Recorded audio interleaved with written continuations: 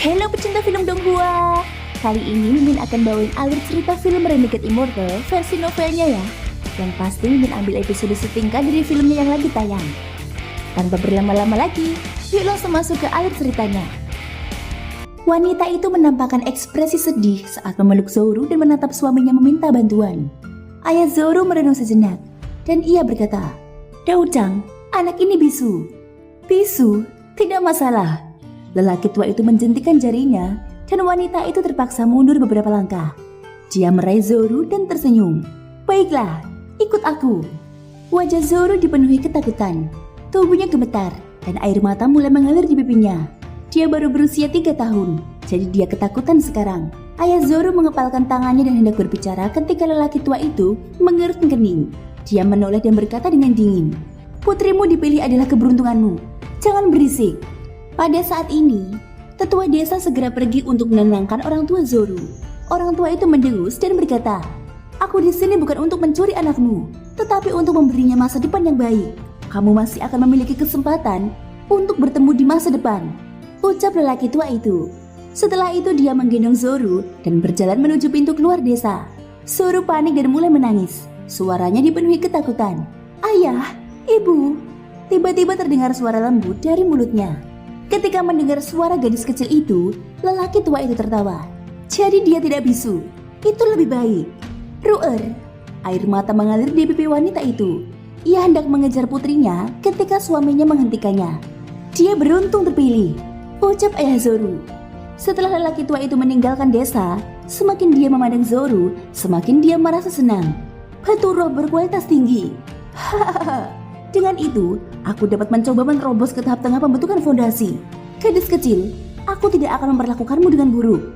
Begitu kamu tumbuh dewasa, aku akan menjadikanmu sebagai muridku." Dia baru saja akan mengeluarkan pedang terbang untuk kembali ke sekte ketika Zoro menggigit tangannya. Namun seberapa besar kekuatan yang dapat dimiliki anak berusia 3 tahun? Hal ini tetap membuat lelaki tua itu mengerutkan kening. Dia mendengus dan berkata, "Kau benar-benar tidak tahu apa yang baik untukmu." Setelah itu, dia mengangkat tangannya untuk menampar Zoro. Dia ingin memberinya pelajaran agar dia tidak menangis sepanjang jalan, seolah-olah dia sedang mencuri anak seseorang. "Kamu berani!" Lelaki tua itu baru saja mengangkat tangannya ketika ia merasakan tubuhnya menjadi dingin dan keringat membasahi punggungnya. Seorang pemuda berjubah putih secara misterius muncul di hadapannya. Orang tua itu segera menurunkan Zoro dan berkata dengan hormat, "Senior, junior." Tanpa menunggu dia selesai berbicara, Wang Lin melambaikan lengan bajunya dan lelaki tua itu tertiup angin kencang. Wang Lin menatap Zoro. Setahun yang lalu, dia memberitahu Tian untuk kembali ke sekte awan langit dan bahwa dia akan mengawasinya secara pribadi. Awalnya dia ingin bertindak lebih awal, tetapi memutuskan untuk menunggu lelaki tua itu membawa Zoro pergi sebelum muncul. Melihat Wang Lin, ketakutan di mata Zoro menghilang dan digantikan oleh kebingungan.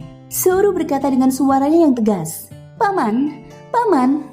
Wang Lin menghela nafas panjang. "Ikutlah dengan paman." Kebingungan semakin kuat di mata Zoro. Dia tidak tahu mengapa, tetapi dia merasakan banyak keterikatan terhadap paman di depannya. Jadi Zoro mengangguk. Wang Lin menunjukkan ekspresi yang rumit dan menggendong Zoro. Dia menyelimutinya dengan energi spiritual seolah-olah dia takut Zoro akan masuk angin karena udara dingin saat terbang. Dia melompat ke langit dan perlahan menghilang di cakrawala dengan Zoro di tangannya. Wang Lin muncul di bawah pagoda bersama Zoro dan membangun rumah batu seperti sebelumnya. Wang Lin menurunkan Zoro dan berkata dengan lembut, "Kita sudah sampai di rumah." Zoro mengangguk pelan. Matanya yang besar melihat sekeliling tetapi dia tidak menyentuh apapun. Sebaliknya, dia berdiri di samping Wang Lin. Kemanapun Wang Lin pergi, dia akan mengikutinya dari dekat. Bahkan saat Wang Lin sedang berkultivasi, dia duduk di sebelahnya dengan sedikit kebingungan di matanya. Malam harinya, setelah Zoro tertidur, Wang Lin berdiri di samping tempat tidur sambil menatap wajah kecil Zoro dan berbisik, "Wan saat ini jiwa baru lahirmu tidak stabil, jadi ingatanmu tidak dapat kembali. Begitu kamu berusia 19 tahun, ingatan itu akan kembali dengan sendirinya." Dia menatap Zoro dan kenangan tentang Limuan terlintas dalam benaknya. Setelah menghela nafas, Wang Lin menyelimuti Zoro dan meninggalkan ruangan. Zoro tidak seperti dirinya, yang hanya perlu berkultivasi untuk memelihara dirinya sendiri. Bagi anak berusia 3 tahun, makanan adalah hal terbaik untuk memelihara tubuhnya. Wang Lin membangun dapur dan pergi keluar untuk membeli banyak bahan makanan. Seseorang yang tidak pernah memasak selama 500 tahun, kini memasak untuk Zoro. Ketika Zoru bangun di pagi hari, hal pertama yang dilihatnya adalah Wang Lin yang sedang berkultivasi dalam diam. Dia meletakkan dagunya di lengannya dan memperhatikan Wang Lin. Wang Lin membuka matanya, mengusap kepala Zoru. "Apa kamu lapar?" Zoru mengangguk. Wang Lin melambaikan tangan kanannya dan semangkuk bubur pun muncul. Setelah selesai menyuapi Zoru, Zoru bertanya, "Paman, mengapa mangkuk ini bisa terbang?" Wang Lin tersenyum tipis. Dia tidak berbicara, hanya memejamkan mata dan terus berkultivasi. Waktu berlalu dengan lambat, dan Wang Lin tenggelam dalam kehidupannya sambil perlahan-lahan melihat Zoru tumbuh dewasa. Perasaan ketika ia berubah menjadi manusia biasa muncul di hatinya sekali lagi. Ini adalah perasaan yang sangat tenang dan damai. Suatu malam, saat Wang Lin sedang berkultivasi, tiba-tiba terdengar teriakan dari dalam rumah batu. Mata Wang Lin berbinar, dan ia segera menyerbu ke dalam ruangan.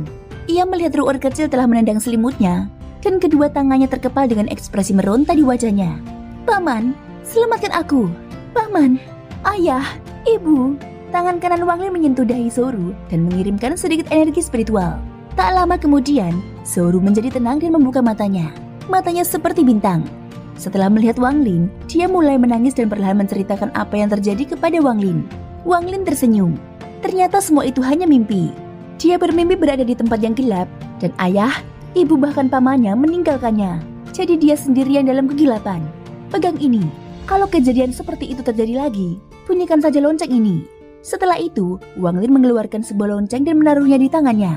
Lonceng ini adalah lonceng yang diberikan Qiu Siping kepadanya. Setelah mempelajarinya, Wang Lin menyadari bahwa lonceng ini tampaknya berasal dari tempat yang sama dengan lonceng yang diberikan oleh para kultivator kuno kepadanya. Setelah menelitinya, ia berhasil mempelajari beberapa cara menggunakan 3 lonceng tersebut. Wang Lin sangat senang dengan kekuatan lonceng tersebut. Yang lebih berharga lagi adalah bahwa ketiga lonceng ini memiliki hubungan misterius satu sama lain. Selama seseorang memegang salah satu lonceng, dimanapun lonceng lainnya berada, orang yang memegangnya akan merasakan sesuatu. Selain itu, Wang Lin menemukan sarung pedang lain di dalam tas Qiu Siping. Begitu Wang Lin melihat sarung pedang itu, ia segera mengeluarkan 3 sarung pedang yang sudah dimilikinya. Jika dibandingkan, keempat sarung pedang itu tampak persis sama. Hanya polanya saja yang berbeda. Dalam sekejap mata 2 tahun berlalu. Zoru sekarang berusia 5 tahun. Dalam 2 tahun ini, Wang Lin tidak tahu kapan harus tertawa atau menangis. Zoru menjadi tidak pendiam dan lebih suka bermain-main. Setiap kali dia tidak ada, dia akan mengeluarkan bel dan memainkannya, membuat Wang Lin segera muncul. Wang Lin tidak berdaya menghadapi hal ini, dan dia tidak menyuruhnya berhenti. Namun Zoru sangat pintar. Setelah beberapa kali, dia tidak lagi membunyikannya dan menyimpannya di dekatnya seperti harta karun. Dalam 2 tahun ini, dia mengajaknya menemui orang tuanya sekali, tetapi itu setelah mereka tertidur. Pada hari ini, Wang Lin sedang berkultivasi. Ketika dia membuka matanya, dia melihat Zoru diam-diam berjalan keluar dari pagoda sambil memegang semangkuk bubur di tangannya. Dia menjulurkan lidahnya ke arah Wang Lin dan berlari menghampirinya. "Paman, paman, aku melihat kakak perempuan pergi lagi." Tetapi dia tetap tidak mau makan. Ketika Zoru berusia 4 tahun, dia diam-diam naik ke pagoda dan melihat mayat wanita itu. Setelah itu, Zoru mulai memikirkan mayat wanita itu dan sesekali pergi ke sana untuk memeriksanya. Suatu kali dia bahkan membawa bubur yang dibuat Wang Lin untuknya ke sana untuk mencoba memberi makan mayat wanita itu. Wang Lin benar-benar tidak tahu apakah harus tertawa atau menangis. Tetapi dia tidak menghentikannya. Bagaimanapun dia masih muda. Jadi dia membiarkannya melakukan apa yang dia inginkan. Namun dia dengan serius menjelaskan masalah tentang upaya memberi makan mayat wanita itu. Tetapi Zoru masih tidak mengerti mengapa kakak perempuan berpakaian putih itu hanya tidur dan tidak makan. Wang Lin berkata tanpa daya, "Kakak perempuanmu yang peri itu tidak makan, jadi jangan bawa bubur ke sana lagi." Wang Lin merasa ini agak berantakan. Zoru memanggil mayat perempuan itu dengan sebutan kakak perempuan, tetapi dia memanggilnya paman. Jika suatu hari Zoe kembali dan mendengar ini, ekspresi seperti apa yang akan dia buat? Apakah dia tidak lapar? "Jika aku tidak makan sehari saja, aku akan sangat lapar." Zoru kecil menatap Wang Lin dengan matanya yang besar dan berkata, "Aku akan menaruh bubur di sampingnya dan dia bisa memakannya saat dia bangun. Paman tidak perlu khawatir tentangku." Wang Lin tersenyum pahit dan hendak mengatakan sesuatu ketika ekspresinya tiba-tiba berubah. Dia melihat ke kejauhan dan berkata, "Ru'er kecil, masuklah ke dalam pagoda." "Baiklah, apakah orang-orang jahat itu datang di sini lagi?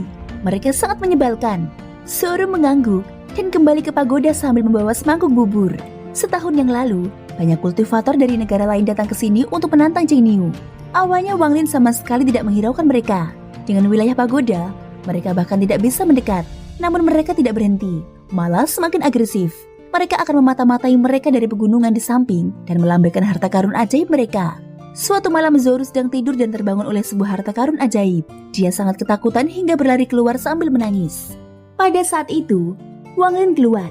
Ketika dia kembali, ada 7 kepala berdarah di pegunungan sekitarnya. Setelah itu tidak ada yang berani membuat suara apapun di malam hari. Namun para penantang tidak pernah berhenti datang. Bahkan ada beberapa kultivator Sulfur Mason yang terkenal di antara mereka. Setelah dia mulai membunuh, dia tidak bersikap lunak terhadap mereka. Setiap kali ada penantang datang, dia akan membunuh mereka. Orang-orang perlahan berhenti menantangnya, tetapi terkadang ada yang muncul. Terdengar suara dingin dari pegunungan. Cheng Niu, Liao Fan dari Suyu datang untuk meminta kipas bulu itu kembali. Negeri Suyu. Wang Lin berjalan keluar dari lembah dengan tenang dan melihat seorang pemuda menunggu di luar. Mata orang ini sangat cerah dan kulitnya tampak sedingin es. Hanya berdiri di sana saja. Angin dingin bertiup dan menghilangkan semua kehangatan. Setelah melihat Wang Lin keluar, sedikit rasa dingin melintas di matanya. Dia menggenggam tangannya dan berkata, Cheng Niu, serahkan kipas bulu itu. Wang Lin melirik pemuda itu. Tingkat kultivasi orang ini berada di tengah-tengah formasi jiwa. Wang Lin mengeluarkan 2 bulu itu dan melemparkannya ke samping. Bagian bawah bulu itu menancap di gunung di samping. Bagian atas yang mencuat bergoyang pelan tertiup angin. Pemuda itu segera menyerbu ke arah gunung. Wang Lin menyentuh tas penyimpanan dengan tangan kanannya dan mengeluarkan 2 lonceng. Kedua lonceng itu mengeluarkan bunyi dering yang nyaring dan gelombang suara mulai menyebar. Liao Fan mendengus. Tangan kanannya membentuk segel, dan dengan kilatan cahaya putih, banyak bilah yang terbuat dari es tiba-tiba muncul. Di bawah kendalinya, bilah-bilah es itu terbang ke arah Wang Lin. Wang Lin tertawa, alih-alih mundur, ia malah maju dan melemparkan 2 lonceng itu. Lonceng-lonceng itu langsung membesar dan mulai berdentang. Retakan segera muncul di bilah-bilah es, dan semuanya segera hancur. Saat lonceng berdentang, retakan bahkan muncul di pegunungan. Ekspresi Liao Fan tetap tenang. Dia sudah mendengar betapa kuatnya Cheng Niu ini. Misinya di sini bukan untuk mengambil harta karun, tetapi untuk mengintai. Begitu mendarat, tangannya membentuk segel. Matanya menjadi dingin dan dia mengirim segel itu ke depan. Cahaya putih tiba-tiba terpancar dari tubuhnya dan membentuk ilusi di hadapannya. Ilusi ini bukanlah gambaran kultivasi Suyu yang normal, melainkan seorang lelaki tua yang duduk dalam posisi lotus. Setelah gambar lelaki tua itu tercipta, dia membuka matanya. Ketika dia membuka matanya, mata Wang Lin berbinar dan dia memancarkan sinar energi spiritual ke arah lonceng-lonceng itu. Lonceng-lonceng itu mulai berputar dan saling bertabrakan. Ini adalah salah satu kegunaan harta karun yang ditemukan Wang Lin setelah mempelajarinya sekian lama. Saat lonceng-lonceng itu berputar dan bertabrakan, bunyinya semakin keras. Liao Fan terdorong mundur beberapa kaki sebelum menatap lonceng itu dan berteriak, "Bunuh!" Sosok lelaki tua itu mengangkat tangannya dan menunjuk ke arah Wang Lin. Seluruh sosoknya tiba-tiba berubah menjadi gas dan menyerbu ke arah Wang Lin. Kecepatannya bagaikan kilat. Tubuh Wang Lin menghilang dengan teleportasi dan muncul kembali di langit. Gas yang tercipta dari gambar itu tampaknya memiliki kehidupannya sendiri dan mengikutinya. Cheng Niu, kalau kamu hanya sekuat ini, mati saja. Liao Fan menatap Wang Lin dan mencibir sambil mengeluarkan jam perunggu. Ada 12 simbol pada jam ini. Simbol-simbol tersebut mewakili 12 bulan di Suzaku. Ada banyak garis kecil di bawahnya yang mewakili setiap hari dalam sebulan. Ia memukul jam dengan tangan kirinya dan jam itu mulai berputar. Simbol yang melambangkan bulan 8 mulai bersinar dan kemudian salah satu garis yang lebih kecil juga mulai bersinar. Hari ini, Cheng Niu, ini adalah hari kematianmu. Setelah Liao Fan selesai berbicara, dia melemparkan jam perunggu itu ke udara. 2 cakar aneh muncul dari balok itu. Setiap cakar memiliki sumber cahaya keemasan di dalamnya. Ekspresi Wang Lin masih tetap tenang. Tangannya membentuk segel dan menunjuk ke 2 lonceng. 2 lonceng yang berputar itu tiba-tiba bertabrakan dan pecah berkeping-keping. Bertonton puing mulai berputar di sekitar Wang Lin. Dia berkata dengan lembut, "Armor." Puing-puing itu segera mengelilingi Wang Lin dan membentuk baju besi hijau yang bersinar. Di baju besi itu terdapat simbol 2 lonceng. Wang Lin tidak menghindari gas yang terbentuk dari bayangan lelaki tua itu. Dia membiarkannya mengenai baju besinya. Gelombang riak muncul di baju besinya dan gas pun melemah. Lebih banyak riak terjadi dan gas menghilang. Pelindung roh gelombang sonik ini memang berguna. Wang Lin tersenyum dan menatap Liao Fan. Cakarnya kini menjangkau Wang Lin. Wang Lin mendengus, menyentuh tas penyimpanannya dan mengeluarkan pedang surgawi. Dengan satu ayunan, cakarnya hancur dan retakan muncul di jam perunggu. Liao Fan juga terkena serangan ini di dadanya, membuatnya dia batuk darah. Dia terdorong mundur beberapa langkah dan wajahnya pucat. Namun matanya menunjukkan sedikit kegembiraan saat dia tertawa. Cheng Niu, bersiaplah untuk mati. Wang Lin mengerutkan kening. Tepat pada saat ini, terdengar suara gemuruh dari dalam jam berunggu. Lebih banyak retakan muncul di jam tersebut. Dan kemudian tiba-tiba lengan yang layu muncul. Setelah lengan tersebut bergetar sekali, jam berunggu tersebut berubah menjadi debu. Ada awan gas hitam yang bergerak seperti api yang keluar dari lengan yang melayang di udara. Tangan kanan Wang Lin membentuk segel dan menciptakan angin aneh yang meniup kembali gas hitam, menyingkapkan apa yang ada di dalamnya. Ada lengan kayu mengambang di sana, dan gas hitam keluar dari lengan itu. Mata Wang Lin berbinar dan dia mengayunkan pedang surgawinya. Gas hitam segera bergerak untuk menghalangi lengan itu. Singkat cerita, sosok hitam yang keluar dari gas itu tiba-tiba berhenti. Matanya yang seperti hantu tiba-tiba berbinar. Dia menatap api es itu dan berkata dengan suara serak, "Api es dunia bawah. Bahkan daun dunia bawah yang kutinggalkan untuk muridku tidak dapat mengolah api es murni ini. Di mana kau mendapatkan metode kenaikan dunia bawah?" Tubuh Wang Lin dengan cepat mundur. Dengan beberapa langkah, dia berhasil mundur ke dalam jangkauan pagoda dan berhenti. "Siapa kamu?" Setelah Wang Lin mendengar suara itu, bahkan dengan 500 tahun pengalamannya sebagai seorang kultivator, dia terkejut. Ini adalah jenis kejutan yang belum pernah dia dengar sebelumnya. Wang Lin merasa kulit kepalanya mati rasa. Dia sangat akrab dengan suara ini. "Dimanapun kau mendapatkannya, kau harus mati. Aku si Tunan." Sosok itu dengan cepat menyerbu ke dalam jangkauan pagoda dan membidik kepala Wang Lin. Wang Lin menahan keterkejutan di hatinya dan berteriak marah. "Minggir!" Doubain Zoe tiba-tiba keluar dari pagoda dan sosok itu terkena kekuatan dahsyat, menghentikannya hanya 3 kaki di depan Wang Lin. Sosok itu mengeluarkan raungan enggan dan tubuhnya terlempar keluar. Saat dia didorong keluar, gas hitam itu menghilang, hanya menyisakan lengannya. Gas itu mencengkeram Liao Fen yang terkejut dan menghilang. Wang Lin menatap sosok yang menjauh itu dan bergumam, "Si Tunan, tidak mungkin. Bagaimana bisa seperti ini?" Dia kebingungan saat mengambil bulu-bulu itu dan kembali ke lembah. Duduk di bawah pagoda, dia menatap langit dan kenangan saat-saat bersama si Tunan muncul di benaknya. Si Tunan. Dia menyebut dirinya si Tunan. Seoru mengintip dari pagoda. Setelah melihat Wang Lin, dia berjalan keluar dan duduk di hadapannya. Ini adalah pertama kalinya dia melihat pamannya seperti ini. Dia tampak bingung, tetapi juga tampak mengingat beberapa kenangan lama. Setelah duduk beberapa saat, Seoru diam-diam pergi ke dapur dan keluar membawa semangkuk besar bubur. Kalau paman tidak mengizinkanku memberi makan kakak peri, aku akan diam-diam memberinya makan." Seoru berjalan mengintari punggung Wang Lin dan masuk ke dalam pagoda sambil bersorak, "Situ." Mata Wang Lin menjadi serius saat dia menunjuk alisnya. Cahaya berwarna pelangi menutupi tubuhnya dan dia menghilang.